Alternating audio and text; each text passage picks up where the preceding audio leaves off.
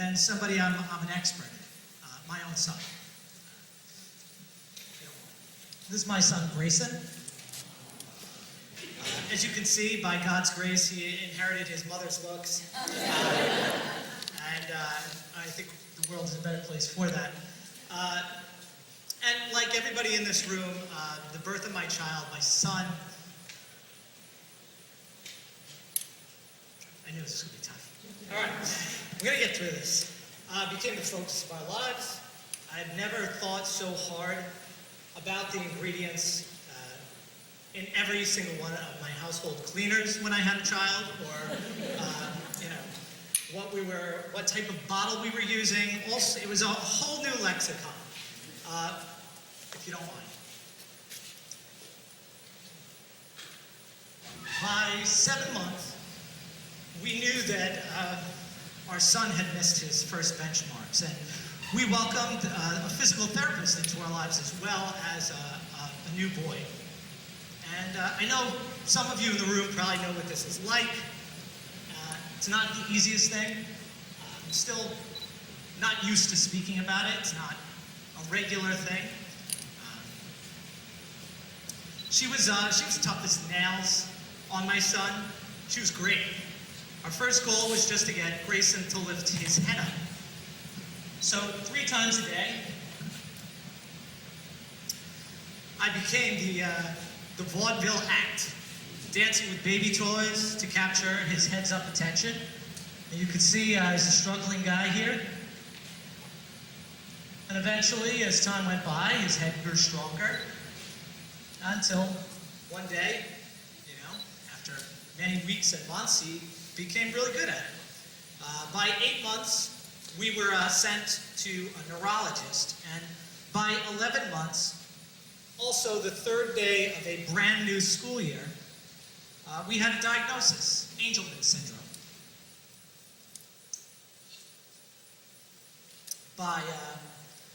I remember the first night the neurologist told us not to look up the disorder. We met with the genetic, but of course we cheated, and it was a very tough night. Angelman syndrome's a kitchen sink sort of disorder. It's got seizures, sleeplessness, inability to talk ever. And in case you didn't realize it by now, us Italians, well, we like to talk. And possibly the inability to walk, toilet, dress, in other words, a total cluster. Well, this is G-rated. For them, we'll just call it a blind side. Nobody tells you what to do. The doctors hand you one of those pamphlets like you would get for like high cholesterol. I think we got a printout from WebMD as well.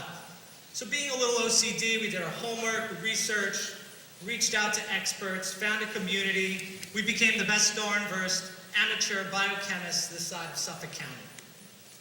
Our physical therapist connected us with early intervention, and a team was put into place. An occupational therapist, a special education teacher, a speech therapist, as well as his incredibly gifted physical therapist. As time went by, Grayson sat. He commando crawled, then crawled, and finally began to use walkers. Every step forward was paid for in tears, but he was defying the odds of his disability. Grayson's first day of school, Grayson's first day of school was at 2.5. It was a tough day, and I teared up, but just like tonight, in a super masculine way. And if I knew how much my son would grow, I would have danced in the streets the day that the bus pulled away. The teachers at my son's school, my wife and I, we all created an individualized education plan. This is a plan that is specially designed to address all of my son's needs.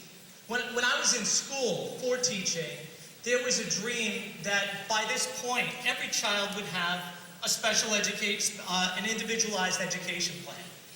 A plan that every single child, whether you had special needs or you were regular needs, but every child would be treated as an individual, and every child would have a formal, individualized education plan. That's what my professors told us that we were headed. And it seemed to me like we were headed in that direction. But I was grateful my son had this, because day in, day out, the school taught only to his needs. By age 5,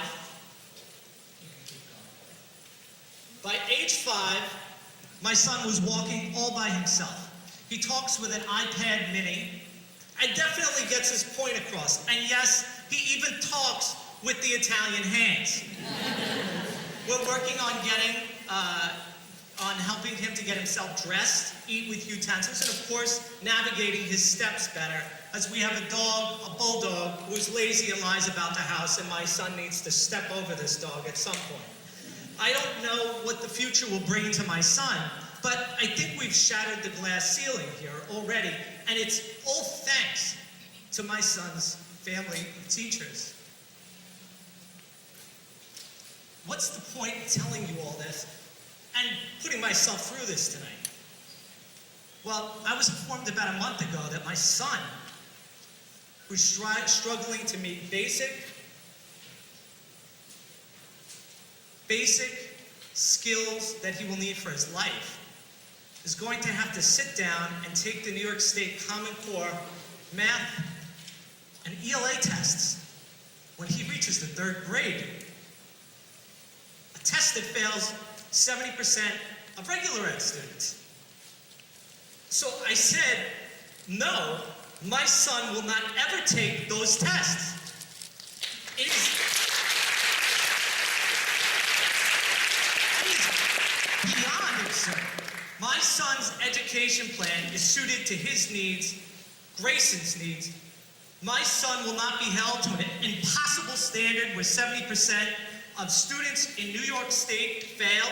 My little man is busting his tail to achieve basic life skills and should not be insulted, belittled, degraded by an impossibly high benchmark. My son's teachers, his miracle workers, should not be punished for teaching to his needs day in, day out. I say no.